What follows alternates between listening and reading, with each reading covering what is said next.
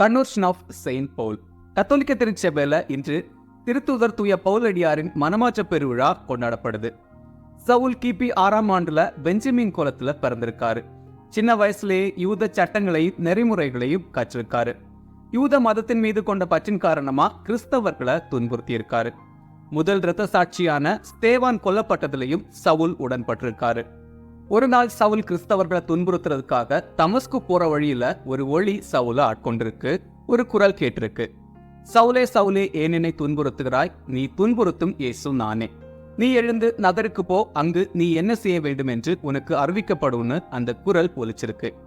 சவுல் எழுந்து பார்க்கிறப்போ சவுலோட பார்வை பறி போயிருக்கு. சவுல் எழுந்து நகருக்குள்ள போய் அனன்யாங்கிற சீடரை சந்திச்சிருக்காரு. அனன்யாவுக்கு ஏற்கனவே ஆண்டவர் சவுலை பற்றி சொல்லியிருக்காரு.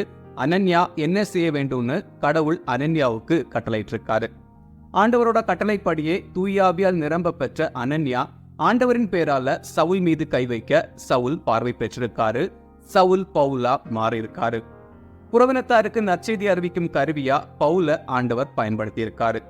பவுல் பல நாடுகளுக்கு போய் நற்செய்தி பணி ஆற்றியிருக்காரு. மறைப்பணியில மிகச் சிறந்தவரா திகழ்ந்திருக்காரு. மறைப்பணியாளர்களுக்கு முன்னோடியாவும் பவுல் இருந்திருக்காரு. புதிய ஏற்பாட்டுல 13 திருமுகங்களை பவுலடியார் எழுதியிருக்காரு. இறுதியா கிபி 60ஆம் ஆண்டுல நீரோ மன்னன் காலத்துல கைது செய்யப்பட்டு மரண தண்டனை விதிக்கப்பட்டு இறந்து போயிருக்காரு பவுலடியார். January 25 feast of the conversion of Saint Pavul.